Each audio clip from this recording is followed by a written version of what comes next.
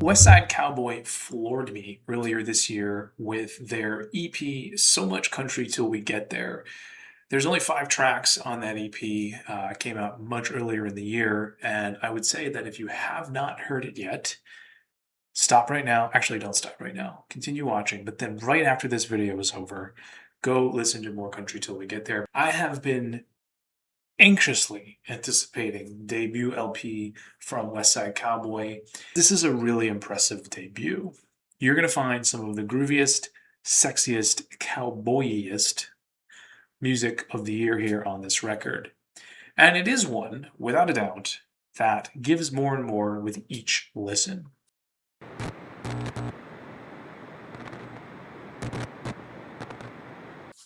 I'll say that the first stretch of this record is really up-tempo and it's really immediate, in front of you kind of music. You've got the song Kickstones, which was one of the singles off the record, that opens things up with a really nervous, wiry guitar, and what I would characterize as like a hip-hop beat that's drummed on like a full drum set, if that makes sense. There is this really cool and repeated harmonic bending whammy bar type thing happening, slipping in and out on the guitars. That happens a lot in this album, but we, of course, hear it first here on the introduction. It is just sort of an instantly effective song. I think it's the right choice for an opener, and the right choice for a single. Fans of vintage Modest Mouse are going to find a lot that they recognize and like here in Kickstones. What I will say though is that lyrically, there's not really much narrative to hold on to. That does detract from it a little bit, but I think that might be kind of the point, is that they just want to hit you with something infectious right out the bat. And they follow that up with Paper Chains track, the second track in the record, which has that same forward energy. Immediately hits you with like this MC5 style punk drum opening that just pummels you to death. And then these sweet little guitars sort of layer in hooks right underneath that. It just sort of feels like it's a song and a record that are not trying too hard, but in the best way possible. So another quick kind of propulsive burst of a song. That's what the beginning of this album is like. And it gets you kind of juiced up. It got me kind of excited for, oh man, they're just going to come with these quick hitters, up tempo, kind of pop, punky, indie rock with a little bit of like cowboy infusion. There's a lot of cool stuff happening here. And it's just high, good energy. And then the middle and the back stretch of the album is a lot heavier. And a lot of the material takes longer to sort of develop on the back half of the record. Perfect example is the song Worried Age, which all of a sudden has one of the clearest themes on the record. So from going from songs that are cryptic and just sort of fun to something that is much darker, much heavier, I read it as a song about loving someone while being imperfect and having the anxieties of not being able to live up to your own promises to yourself and to your loved one. There's a lot of really great complexity here in this song.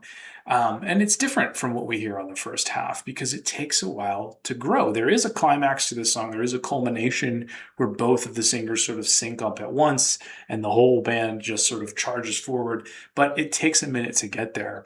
And that happens again and again in the back half of the album. You have Coyote, which I think is the most direct narrative on the album. It is clearly an environmental song about the roads that we build through the most beautiful places on earth and what the cost of that is. I mean, it's as straightforward as you can get. But again, it's not grabbing you by the throat and hitting you over the head with infectious energy like some of those early tracks were. It's taking a while to get to where it really pays off. Over time, I hear the strongest tracks on this record actually on the back half. And I think that the closing song, You Could Have Died There on the Dance Floor, is one of the band's best songs, period. Verse after verse of these like really witty couplets that truly don't add up to a clear narrative, but they do circle a major theme, which is sort of this like idea of being in motion and also stuck in place at the same time, trying to move forward while getting confronted with what holds you back. It really does come clearly out of the song. The verse that gets sung right at the end is, "But I was outside looking in. Through the crack I was allowed. Oh, I am everything but perfect. but I'm trying, so please keep me around.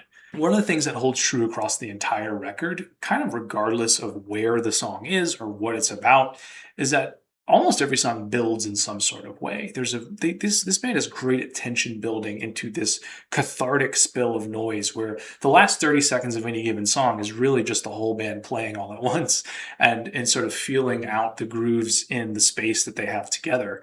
And it's done brilliantly. The way that that is actually, emotionally affects you depends on where you are in the track list, right? It's pure energy at the top and a little bit more of complex kind of the themes of grief and reckoning that sort of spill out altogether as an emotional release in the later half of the album. But nonetheless, you can count on the last few seconds of any one of these songs being effective for you, kind of regardless of what it is that you like the most here. I believe that the genius of this band is in the difference of the character between these two lead singers and the calculated layering of those voices. It is in the sharp drumming that truly makes it look and sound easy. It's in their whimsical, harmonically bent guitar tone. If they can improve anywhere, I think it's just in finding more direct pathways to the high emotional payoff that they're clearly capable of on basically everything here, instead of just kind of always routing through the same building crescendo that they get to over and over and over again. I think that what they do with a limited set of tools and a limited set of words, honestly, is genuinely impressive.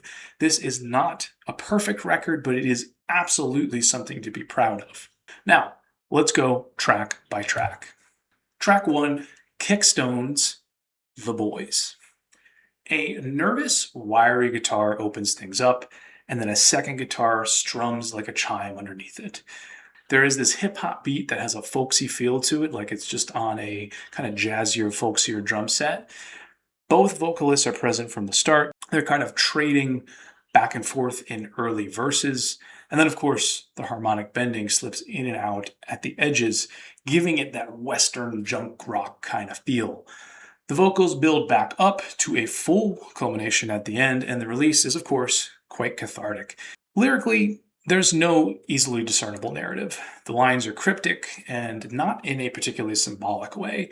It's not a mood song, and it doesn't paint a picture, but it may be part of the point. This one's a great song. Track 2, Paper Chains. A quick punch from the drums opens this one up, like an old punk rock MC5 kind of entrance. The harmonic bending is back immediately, the guitars layering sweet little hooks into one another, vocals coasting in before pausing to name the album outright. This is where we hear them say, and the chorus is, it goes on and on and on. The guitars are carrying the load here, no doubt about it, driving a propulsive groove and setting a sort of jangly, slightly dusty tone. Nobody's trying too hard in the best way possible. It culminates in another all-out spill of instrumentation and is the first real sign that the drumming on this record might be something special. Lyrically, the imagery is a little clear here, even if the story still isn't.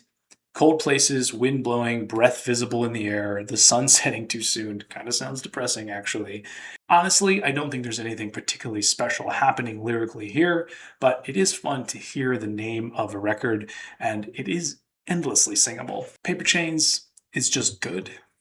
Track 3, Dobro. This song rides the guitar tone coattails of the last track, but it's just registered a bit lower. This is another classic indie rock lick, spiraling around a heavy, heavy rhythm. And the vocalists sync up beautifully on a pre-chorus that is instantly hummable. The vocals set the rhythm and melt into the lead guitar hook on an enormous bass. There's another build to a heavy crescendo of noise, yet again. It is an irresistible, pop-leaning kind of indie rock song. Lyrically, the chorus paints a pretty clear picture of love being tested, a simple, direct plea to come home if you still care. It's instantly singable and instantly relatable. The final verse is the most effective moment on the song, putting the subject on the edge of the bed, wondering where they went, whoever they might be, for each individual listener. Without a doubt, Dobro is one of the legendary songs. Track 4, Well Done Kid, You Did It. The title is a little emo. And so is the guitar work that starts things off. These sweet, layered tones with a mild math rock kind of mood that never fully surrenders and commits to that sound. Just as the melody starts swelling too long, a hurried, disciplined beat picks up and the guitars fall in line for the chorus. There's a real switch happening here. Elongated guitar lines borrowed from an American football record, giving way to the choked, urgent picking of a gritty pop punk song. It ends where it starts, a sad Midwestern jingle through and through. Lyrically, the message is simple and repeated with every chorus. Hey, I'm not changing. This is what I am now. Don't bring the old version of me back. That person is gone. This one is the emo song, and it's just good. Track 5, Worried Age. The guitar tones pick up where the last track left off again, a little sped up and a little tightened. Vocals are soft and heartfelt, slower, and both singers singing up on a chorus that just keeps building and building. The bass looms with a magnetic presence, and the drums enter, preparing for war. The march toward another furious climax feels inevitable. You can hear that building happening from the beginning. The rhythm guitar choking on gravel underneath the mix in a way that kind of recalls the early Strokes. The song slows down and nearly pauses in its final third, drops down to just a bass and just vocals before the march continues again, and the drummer demands full attention at the center, with strikes that to me read a little bit like Meg White walked into the room. Like most tracks here, it spills out and coalesces all at the end. Lyrically, this might have the clearest theme on the whole record. It's about loving someone while being imperfect, about the anxieties that keep us from being the best versions of ourselves, about saying the words I love you without being sure you can live up to the theory of them. Nothing is more relatable than not being able to find the words for the love and the worry that we carry in equal amounts for every day. Worried Age gets our second legendary. Track 6, Big Wheels. This starts with a big old bass and a lonely descending guitar line before a regretful vocal delivery enters. The chorus is simple and the song doesn't really shift in any meaningful way. That wiry guitar continues on, unchanged from the first minute, just kind of plodding along. All that's added is a layering of other voices, and about halfway through, the first hint of a keyboard setting some moody atmosphere in the background. This is the first song on the record that doesn't actually arrive at an emotionally satisfying moment, I'll be honest. It feels like a filler track meant to stretch the album's structure, and it doesn't quite land for me. Lyrically, it's as simple as it is sonically. There's not many words, but the mood is clear. A narrator watching life just race ahead of him, not exercising his own agency, just noting how everything keeps moving on around him. The song itself dreams aloud rather than telling a story. This is, unfortunately, the lone okay, but not quite bad song. Track 7, Pinup Boys. The tone matches the previous track at first, a little tuned down, a little melancholy, but only to begin with. Within 30 seconds, the drums slam the door open and the guitars set up wave after wave of energy. Another standout track for the drummer here, so much so that his presence actually pulls focus from the rest of the song in some ways. The energy is great, but there isn't an enormous amount actually happening underneath it. It's a simple but effective song with a delicious ending built around the female lead singer's vocal cries. Lyrically, it's cryptic without an obvious narrative, in the same way that Kick Stones was. It's not entirely clear what a pinup boy is meant to be, or what it means to pull a face when someone looks right through you.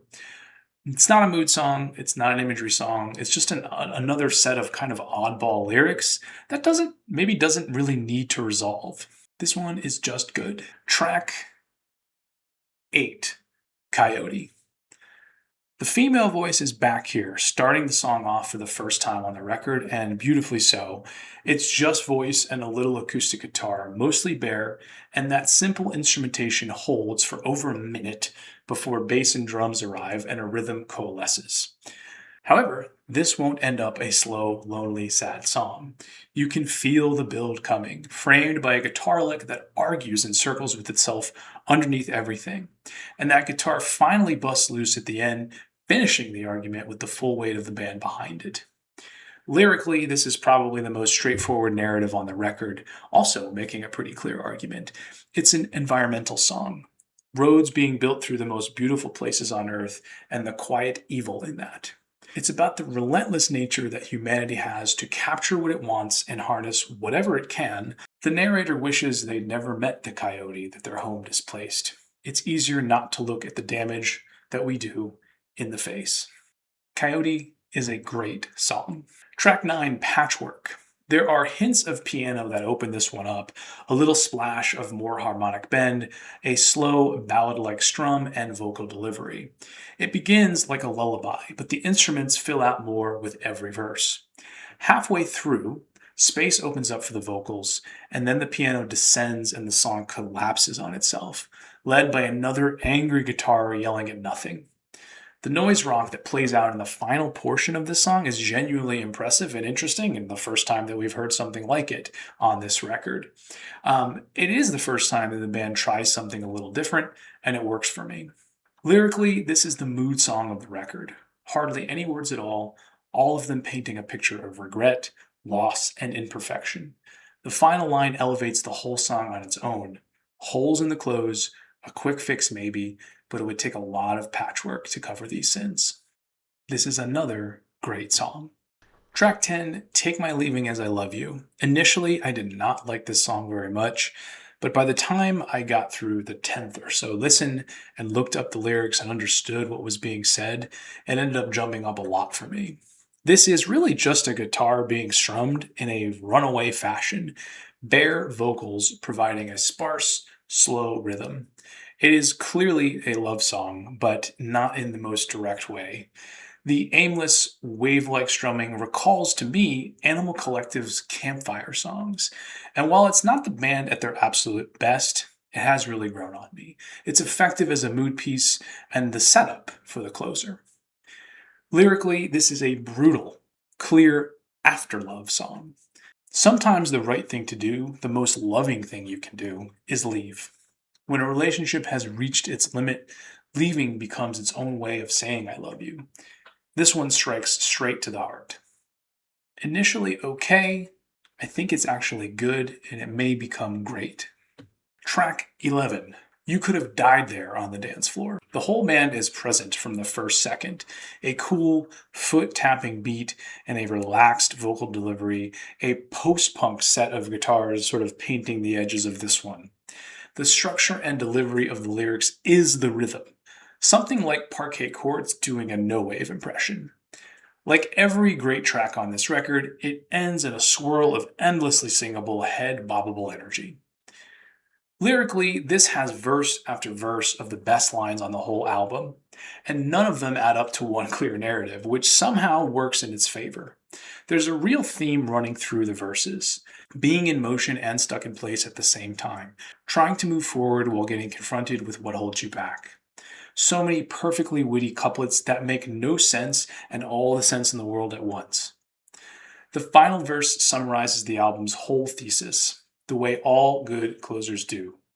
Outside looking in through whatever crack you're allowed, everything but perfect, but still trying. You Could Have Died There on the Dance Floor is the last legendary song. So there you have it. No bad tracks, 3 legendaries, Dobro, Worried Age, and the closing track. They all mark the record's clearest emotional peaks, one in each act of the album. Westside Cowboy are for real. This is not a perfect record, but it is something to be proud of. It is punchy and pragmatic and building complexity from simple and practiced paths. It is cool, but it is not ironic. It is youthful, but it is not foolish. I am already waiting for what this band does next.